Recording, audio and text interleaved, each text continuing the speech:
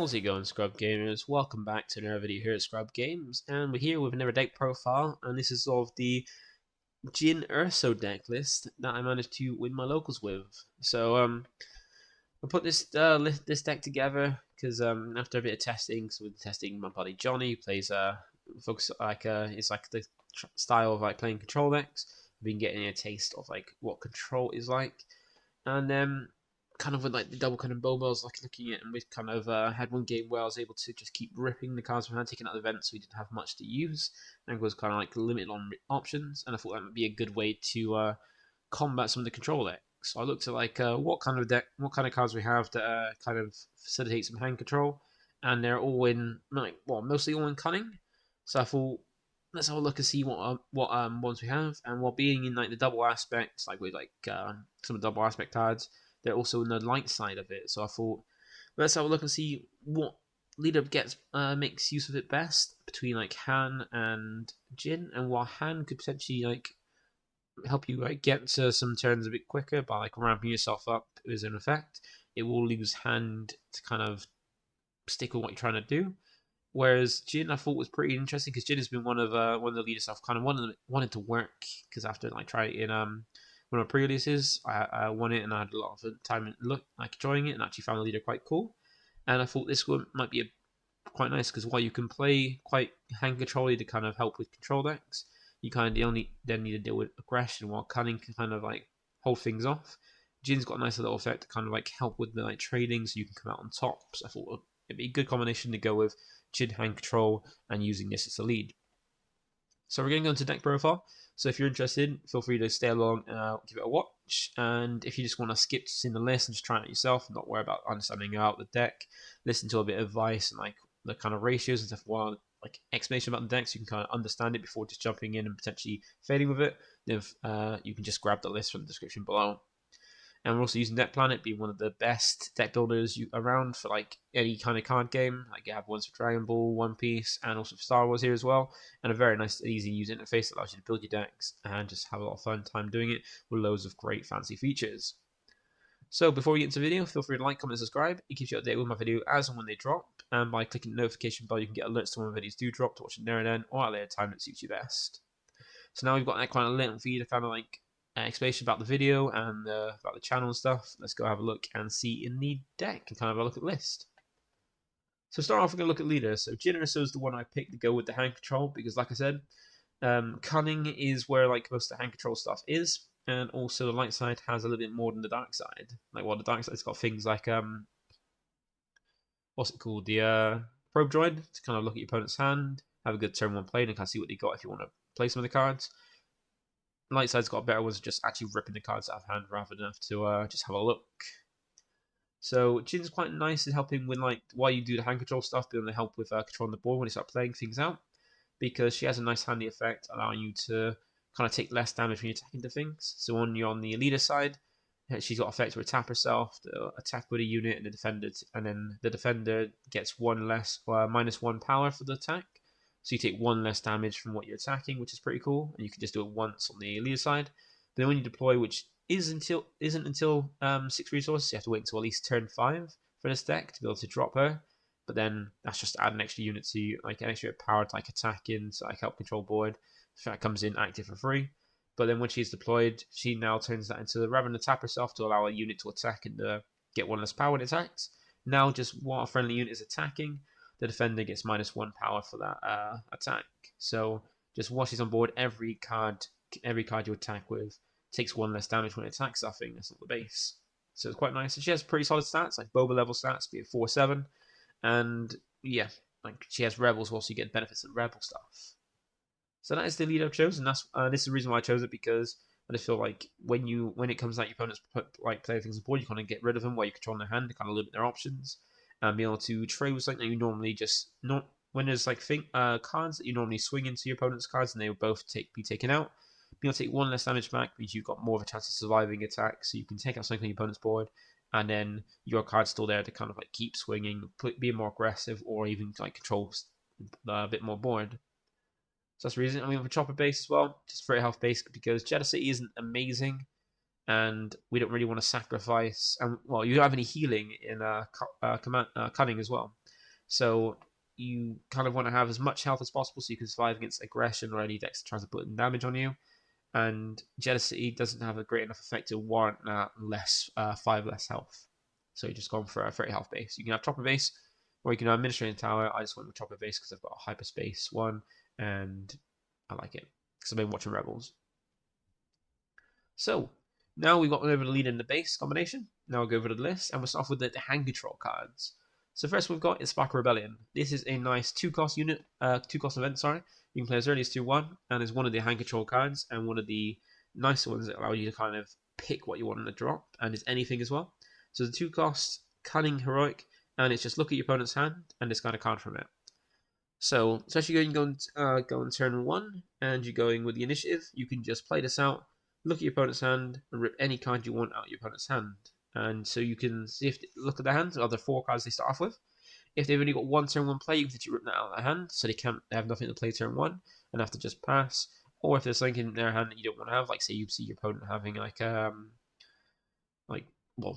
playing have like a resupply, you can go rip that out of your hands, and that's next turn you're not ramping, or just rip something out of the hand that you don't want them to have, and just depends on what they have in hand really. But a really nice one to do turn 1, even if you're not playing a unit yourself, you're still taking away cards from them, and then you basically just limit their options.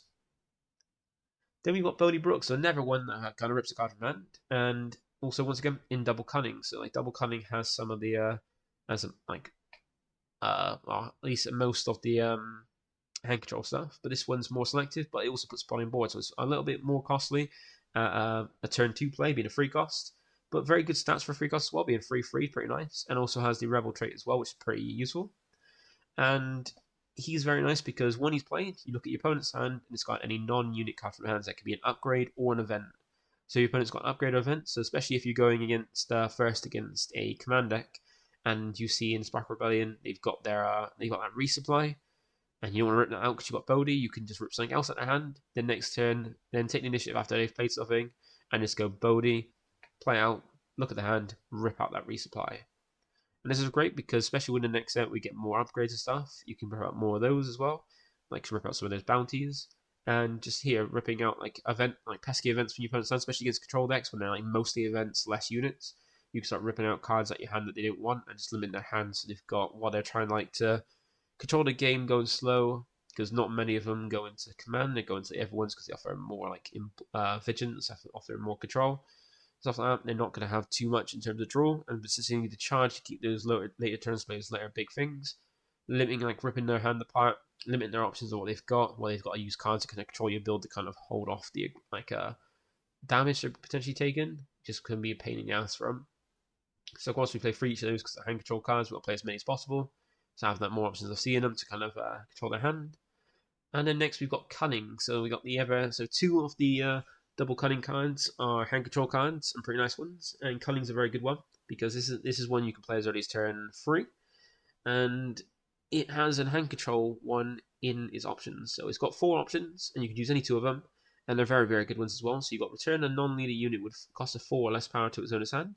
So it could be your opponent's card to kind of put it back. It could be your own card. So if you had a Bodhi Rook from the turn before, you can swing with that, and then play Cunning after to bounce Bodhi back to your hand, so you can use them again the next turn, play it out, look at the hand, rip a non-unit card from it. So very good to kind of recycle your hand control. Or you can give 4 power to something at face. I've done it before. I've given like hand Jyn deployed. I've given her 4 power. So if my opponent deploys their lead, or has the lead out already, Jyn's going to be able to swing, take it out, and take less damage back when I swing as well. Or even just push more damage to their base.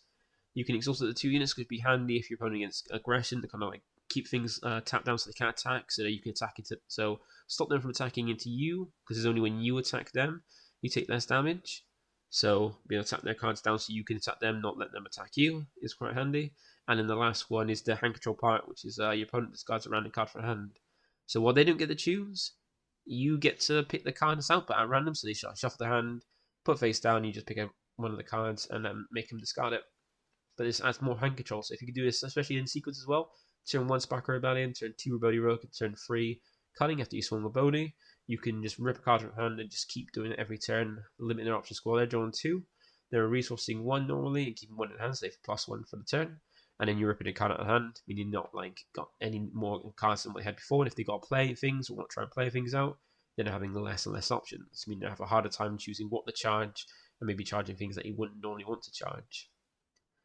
So of course we play all three cards of that, and then the other kind of card that helps kind of hand control, and it is a control one, is Lothal Insurgent. So this one's one where you need to kind of play something the same, like play something before it to kind of get its kind of like hand control thing. And what doesn't like the other ones like take like plus by taking a card out your opponent's hand, it does make your opponent have to like lose a card, but not of their choice, like random. Because it's a 2 cost, so it's quite a cheap one. 3/2, pretty good one, power, and also another rebel. And it's got a nice one played. If you played another card this phase, each opponent draws a card, then discards a random card from hand. So while they don't lose a card from hand, because they do draw to kind of replace what they're going to lose, they're gonna lose something that they might want to lose, and it's completely random. So it takes that whole, they don't get to choose what, they don't get to choose the worst card in hand and lose it. They can actually lose something they don't want to get rid of. So pretty nice unit there. And those are the hand control cards. So we play 3 copies of each of them because you want to make use of them. And even like Lothal Agent and Boney Brooks are also cards that can start doing damage swing as well and control board. So those are the hand control cards that we got to kind of focus this on. And since 2 of them were like double cunning, that's why I've gone for double cunning, just make use of it. And I do love the double aspect decks because they are a lot of fun. Even though it's limited options compared to what everyone's have, they still get some. These cards are very powerful as well. So for the next kind of cards we've got is Cana Bouncers. So we're using all 3 of the double cunning cards because Cana Bouncer has grown on me since seeing it since I first saw it. I was like, this is great. But seeing the options of what it can provide with this one played is just very, very good. Now it's a more costly at 5 cost, but it does offer quite a nice effect because it's what's been a 5 cost, it's also body, being a 3/5 body. It's pretty nice, pretty decent bulk, pretty good damage. And it's got a lovely one played, which allows you to choose a non-leader unit and return to his hand. Now, it could be your opponent's, could be yours. Either one, you can either set your opponent back where they've played something out and make them lose a card, basically put a card back in their hands so that they can't control what they've got on board, so they can't do any damage to you. And as well, being able to bounce back your own cards, like once again, another way to get back Boney back to your hand so you can then play it after he's attacked, being basically play him again, get him potentially rip something out your opponent's hand, being able to do things that recycle is very handy. So it's got a good like utility use in like recycling some of your units to be able to play again, and also be able to like hinder off your opponent by being an extra copy of like waylay to be able to waylay with a body to kind of put something back in your opponent's just played for and like stun their board a little bit. And then another kind of thing that kind of goes with the same thing, like bouncing your own bouncing cards, is Pirate Starfighter.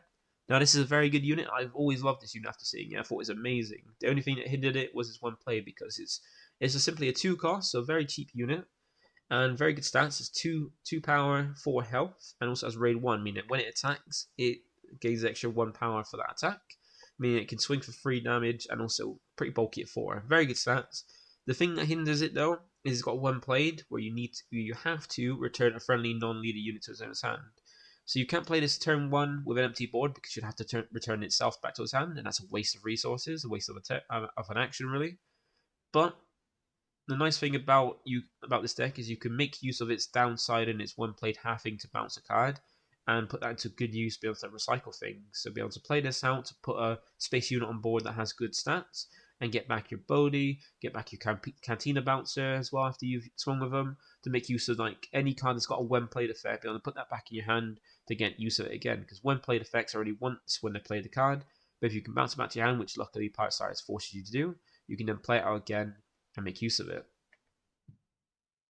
And even a really card that also goes really well with kind of returning a card back to your hand is Millennium Falcon, because it's a very strong unit, a 3 cost, 3/4 stats, a very good stats. Does the same amount of damage Pirate Starfighter can do when it swings, but not when it. But of course, it's got it just does the same it's great, really good stats basically. But it's a very nice unit because it enters play ready, so as soon as you play it out, it enters play ready, so you can attack with it the same turn. And Starfighter can get multiple swings, so I've had it with like add 8 resources, and I'd be able to go play out Millennium Falcon, swing with it, pay Pirate Starfighter, bounce Millennium Falcon back to hand, and then play Millennium Falcon out again and swing with it and do 6 damage with Millennium Falcon, and also put a Pirate Starfighter on board for the next turn to swing with. That's really nice. And then of course next turn you can keep Millennium Falcon in by paying 1, or then bounce it back to hand so it's safe if your opponent's going to basically just take it out and then have it to play an attack, because Millennium Falcon is a very good way to kind of finish off decks in this by just playing it out and just getting that swing straight away without having to worry about when basically having to wait a turn to be attack with it.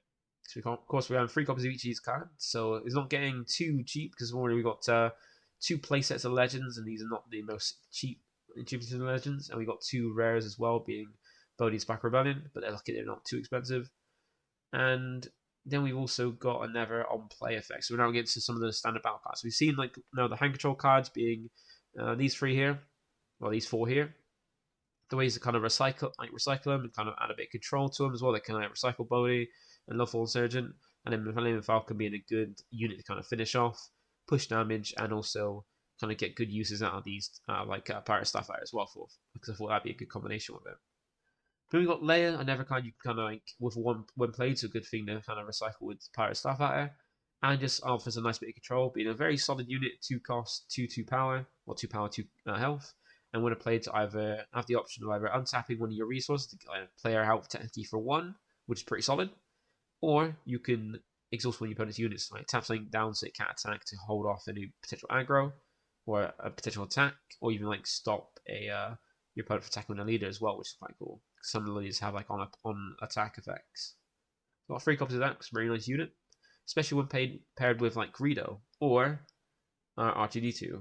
So like some things you do is normally on kind of turn 1 you want to play Spark Rebellion, so you can have like your opponent's hand rip something from it and start the hand control. But sometimes you're going to mulligan for it, and you're not going to be able to find it. But you might find Leia with either Greo or R2D2. And that's really good because for then turn 1, you can play out Leia, use her effect to untap a resource, and now you've got 1 extra resource to then play out Greo or R2D2 to kind of put some pressure on or start kind of helping yourself out and kind of like trying to find things, because Leia already comes in with pretty decent stats. Greo comes in with very solid stats, 3 damage, but very fragile at 1 health. But has a nice little when defeated, you can discard top card of your deck, and if it's not a unit, deal 2. Well, if it's not a unit, which you do have a fair few events in this deck, especially in Cunning. Cunning always has like a lot of non-units. Well, yeah, non-units, and you get to deal 2 damage to your ground units. So you can finish off something that might have attacked Greo if it didn't die from the 3 damage back. But also you got some R2D2s as well, because that makes for a very nice one to kind of like help find the cards you want, because he's got a lovely effect where when played or when attacking on attack, you get to look at the top card of your deck and you can potentially put it onto the bottom of your deck. So if you look at the top card of the deck and it's not something you want for that moment in time, you can just bottom deck it so you can kind of like dig through your deck quicker, the kind of things you want. Especially starting off with this turn 1 with Leia as well, gives you 2 units to start like chipping away and putting a bit of damage in as well, but also like kind of fixing top of your deck to kind of find what you want, and also helps set up from Never cards as well. And also there's a Never card as well with when start a Pirate Starfighter and Cana Bouncer, it bounce back to your hand because it's 1 played, so it can help you filter through quickly. Then another card that R2D2 goes really well with, so if you can go Leia and R2D2 and then Ezra straight after, this is a very nice one because he's got very solid stats, same as Millennium Falcon, 4 health, 3 damage, 3 cost as well. And he's got a great effect when this unit completes attack, so it has to attack and also survive that attack, so be careful of that. If you swing into something in it and Ezra's going to die from the damage, you won't get the effect, so you want to make sure Ezra survives the attack. But the effect is to look at the top card of your deck, and you can either play it, discard it, or leave it on top. So you can either play it as long as you've got the resources to pay for it. So if you've got 3 resources and you play like Fire and Bodhi, you can pay that 3 to play the Bodhi. Very nice. Or you can discard it if it's a card you don't want and you didn't really want to draw back into, or like potentially draw on the next turn, or just have. Or you can leave it on top of your deck if it's a card you want to draw into but can't play it currently. So very nice effect, and you can hit like is any card as well. So you can hit an event and play it. So sometimes I've swung, hit Spark Rebellion, and then paid 2 for Spark Rebellion to kind of look at the hand, rip a card out, while also get an attack off. Or even hit things like some other units like Cunning as well to make use of that. Boney for the top of the deck, then look at the hand and establish a unit. Millennium Falcon to get another unit they can attack with, or even like Pirate Starfighter and then bounce back Ezra and then play it back down after. So a really cool unit. It's one of my favorite cards in the game. Like such a good effect, and also it's one of those ones that's also just like R2D2 and Leia, but also has Rebels, where you can make use of some of the good side if you want to side deck into some of the more heroic stuff for Rebel focus. And so far you can see we've got 3 copies of each card because we're very limited on our card pool, and so we're only limited to like cunning cards, double cunning cards, and heroic cards if we don't want to incur a penalty aspect penalty. But so we're making use of some of the best cards we've got, and these so far are. And then we've got 2 copies of Rogue Operative. So this is just to have another good unit we can have. Pretty cheap one, free cost, pretty good stats at 2-4. Plus a Saboteur. So Saboteur works in 2 ways. Be able to ignore Sentinels, so you can just focus on your opponent's base. Or against decks where they like, kind of put shields on cards and keep doing that, putting shields on things that can protect them from damage. You can use Saboteur to kind of like knock shields off while pushing some good damage because it has Raid 2 as well to kind of take things out and get through shields. So that's very handy in that. We didn't play 2 copies because it wasn't the best. It's therefore mainly like shield users and also get around a Sentinel if you can remove the Sentinel, and just never a potential good unit as well to have. Then we got 2 copies of Han Solo. I was trying 3 originally, but I found that sometimes I was just drawing them too much early, and I didn't want them, and I had to like resourcing, and I just sometimes in the late game you want these, you sometimes want these, you sometimes don't. Like they're handy just to come down and finish things off with ambush and doing damage before the attacker. So potentially if you take out something with this, you're not going to take any damage back, so it's going to be completely untouched, which is quite handy. But it's very costly at 7. Sometimes you want to do more control and kind of more like holding things off. So I just got 2 here for against when you need it, and so I don't draw too many in the early game and can have them for the late game as well. Then we've got the last of the units as well, being our Oztic Liberated Gunship. I've got put this in because it gives them another space unit, because I felt with just Pirate Starfighter and Falcon, that's not enough. And Cunning, and even the good side of Cunning, doesn't have too many like space units that are amazing or great, and especially if you have too many rebels. I didn't want to put in like U-Wing and stuff like that. So I thought this one would be a good one because it's pretty decent stats. Same stats as Mini Falcon, just comes in a bit like a turn later, like costs a little bit more. But at least has ambush. It can attack straight away, especially when you come against aggression with their like green Squadron A-Wing or a Red Freeze. You can come in and swing them and take them out straight away, which is quite handy. And just there for like, yeah, just a bit of ambush in the Space Arena just help that in the earlier games, taking out those little units.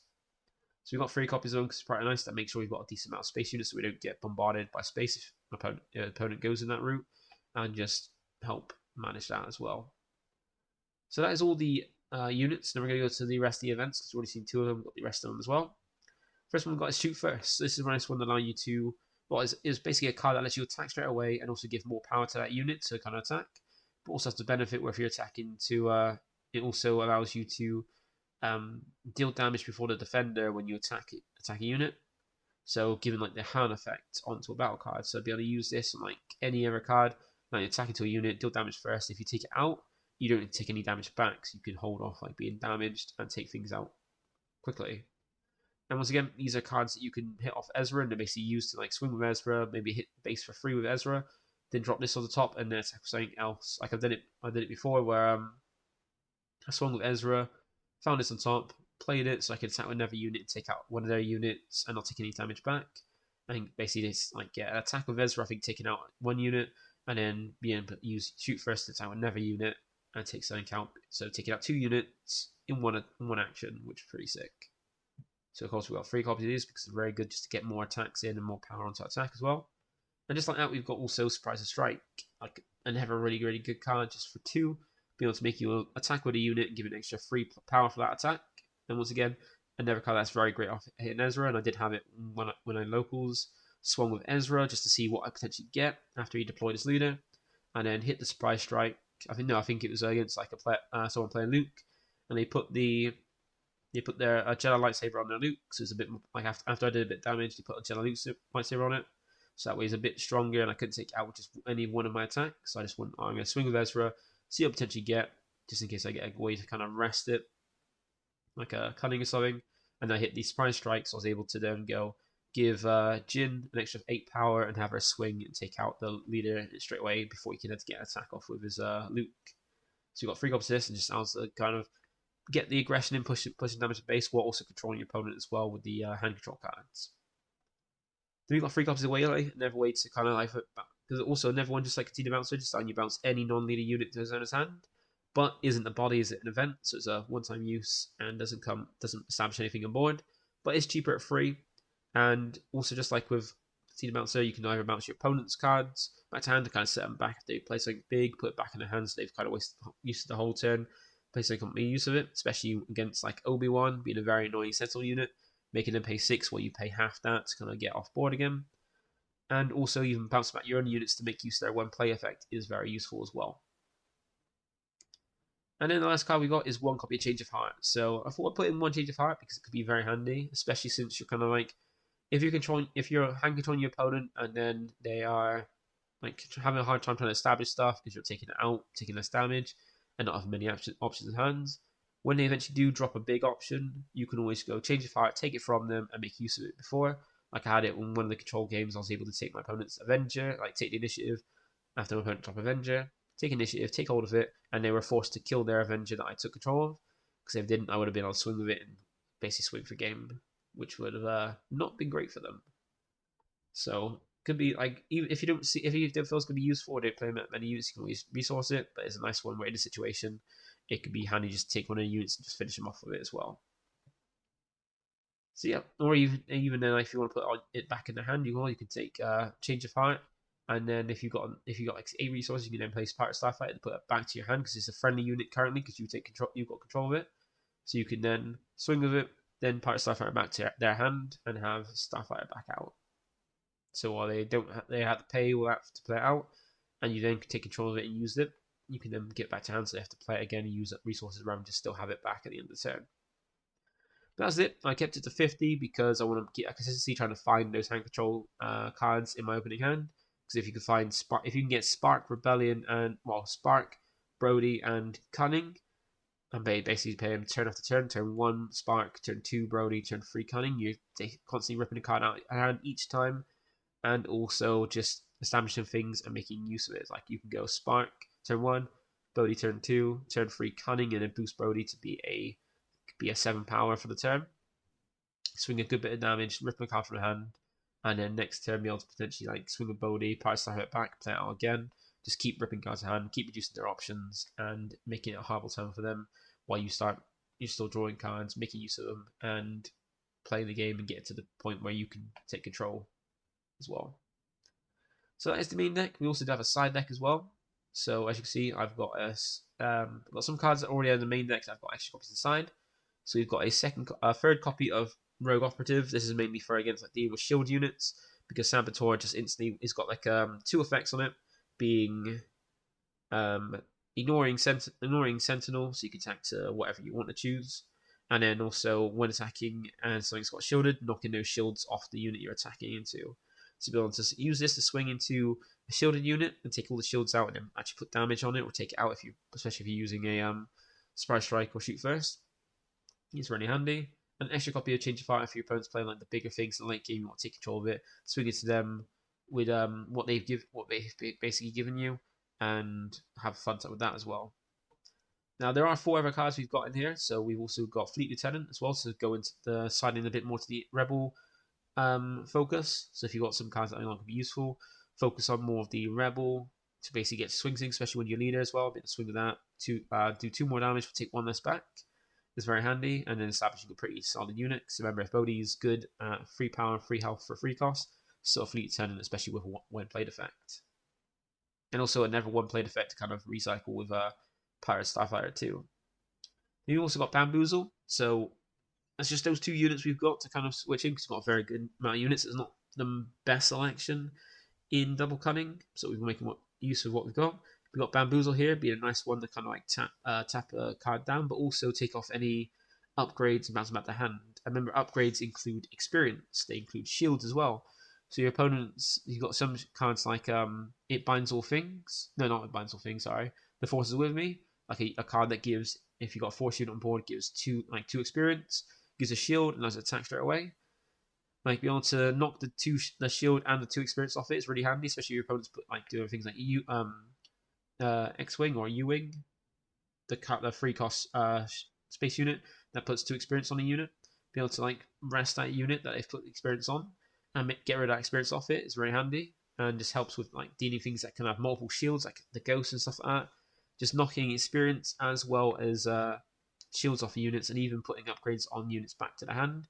So kind of off, especially when they can't play it back again because they got no resources. It's really handy to help deal with that, especially because mainly there. Because I remember when playing like, Cunning next against Luke, you don't have much removal through shields.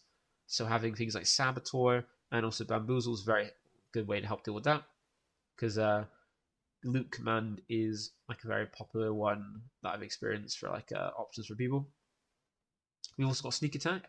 So this is more when you want to be aggressive, because one of the nice things, especially when we've got things like Pirate Starfighter allowing you to bounce back cards of your hand. This is a nice 2-cost event that allows you to play a unit from your hand. It costs 3 less, and it's play ready. But then at the start of the regroup phase, is defeated. So when you get end your turn, it's defeated. So it die.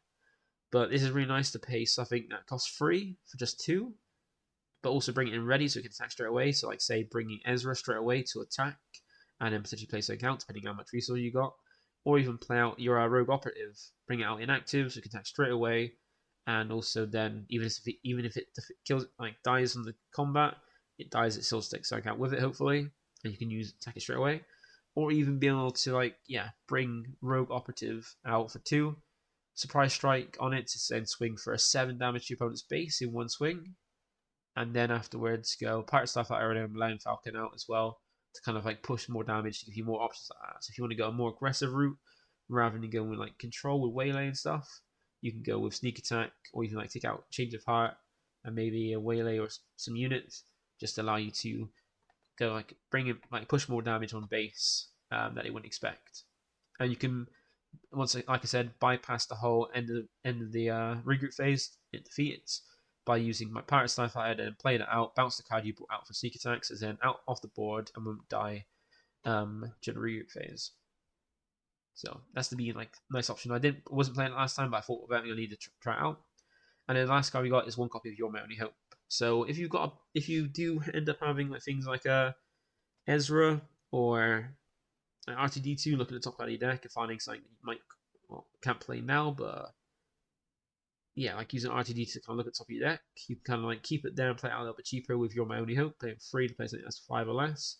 So potentially playing out Han a little bit earlier, or even Cana Bouncer for 3 on the top of your deck as well, for 3 costs, like making it the same cost as Whaley and stuff.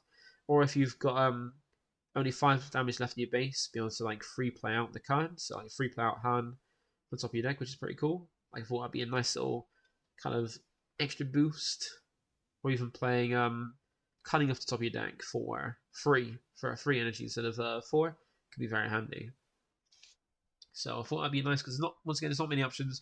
I'm trying to make sure I've got too many options that are actually useful for it. But then once again, side decks are more personal. This is what I've kind of gone towards trying out. Like this wasn't the side deck I was playing, but what I've gone from my experience of testing it, what I want to go for now, and I want to try it out. So that is it for me today. Thank you for watching. Feel free to like, comment, subscribe. Let me know what you think of it, if you've got any suggestions. And yeah, if you want to try out Hand Control Jyn, go out. It is a very good deck. I was having second thoughts when I started playing it on the day, but then after playing it and actually testing it and trying it out, because the first time testing it at my locals, then it's actually started working pretty well. So feel free to try it out and enjoy it, and let me have feedback. So I'll catch you in the next one. Bye for now.